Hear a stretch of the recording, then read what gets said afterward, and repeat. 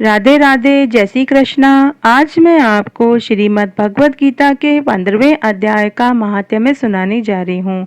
महात्म्य सुनने से पहले अगर अभी तक आपने मेरे चैनल को सब्सक्राइब नहीं किया है तो कृपया मेरे चैनल को सब्सक्राइब करें, साथ में बेल जरूर प्रेस करें ताकि मेरे आगे आने वाले वीडियो की नोटिफिकेशन आपको सबसे पहले मिले।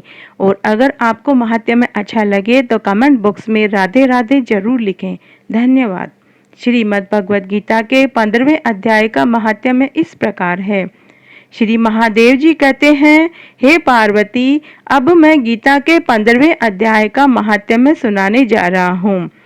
गौड़ देश में कृपाण नरसिंह नामक एक राजा थे, जिनकी तलवार की धार में युद्ध में देवता भी परास्त हो जाते थे।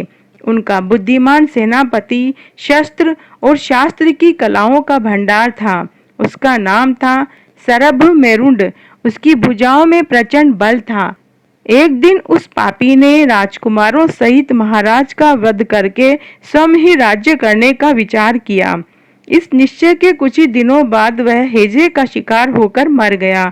थोड़े समय में वह पापात्मा अपने पूर्व कर्म के कारण सिंधु देश में एक तेजस्वी घोड़ा हुआ।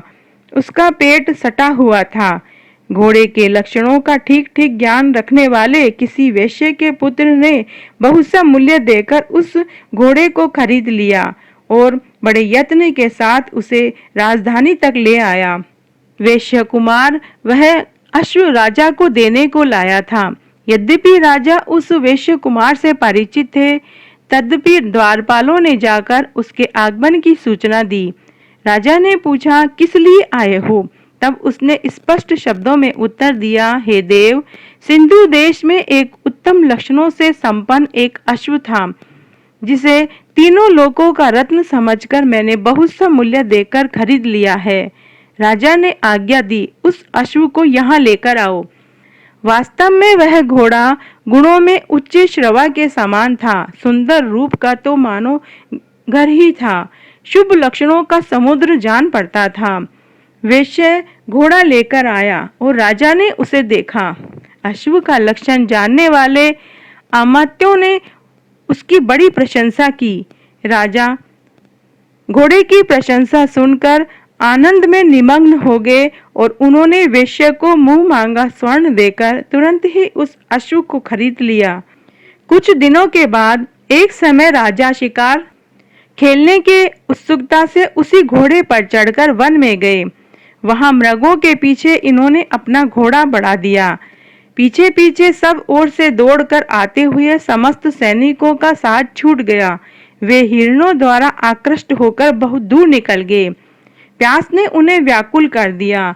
तब वे घोड़े से उतरकर जल की खोज करने लगे। घोड़े को उन्होंने एक वृक्ष की डाली से बांध दिया और स्वयं एक चट्टान पर चढ़ने लगे। कुछ दूर जाने पर उन्होंने देखा कि एक पत्ते का टुकड़ा हवा में उड़कर शिलाखंड पर गिरा है। उसमें गीता के 15वें अध्याय का आधा श्लोक लिखा हुआ था। राजा उस आधे श्लोक को बांचने लगे। उनके मुख से गीता के अक्षर सुनकर घोड़ा तुरंत गिर पड़ा और अश्व शरीर को छोड़कर तुरंत ही दिव्य विमान पर बैठकर स्वर्गलोक को चला गया। उसके बाद राजा ने पहाड़ पर चढ़कर एक उत्तम आश्रम देखा, जहां नाग केसर, केले, आम, नारियल के वृक्ष लहलहा रहे थे। आश्रम के भीतर एक ब्राह्मण बैठा हुआ था, जो संसार की वासनाओं से मुक्त था। राजा ने उस ब्राह्मण को प्रणाम किया और भक्ति के साथ पूछा कि हे ब्राह्मण, मेरा अश्व जो अभी अभी स्वर्ग को चला गया है, उसका क्या कारण है? राजा की बात सुनकर त्रिकालदर्शी मंत्रवेता एवं महापुरुषों में श्रेष्ठ विष्णु शर्मा नामक ब्राह्मण ने कहा, हे राजन, पूर्व काल में तुम्हारे यहाँ जो सरभ मेरुंड नामक एक सेनापति था, वह तुम्हें पुत्रों सहित मारकर राज्य हड़पना चाहता था। इसी बीच हेजे का शिकार होकर वह मृत्यु को प्राप्त हो गया। उसके बाद वह उसी पाप से घोड़ा बन गया। यहाँ आपने गीता के 15वें अध्याय का आधा श्लोक जो बांच कर सुनाया, उसको सुनने से ही वह घोड़ा स्वर्ग को प्राप्त हुआ है। उसके बाद राजा के सैनिक भी राजा को ढूंढते ढूंढते वहां आ पहुंचे। उन सबके साथ ब्राह्मणों को नमस्कार करके राजा प्रसन्नता पूर्वक वहां से चले गए। राजा के 15वें अध्याय के श्लोक अक्षरों से अंकित उसी पत्र को बाँच बाँच कर प्रसन्न होने लगे। उनके नेत्र हर्ष से खिल उठे।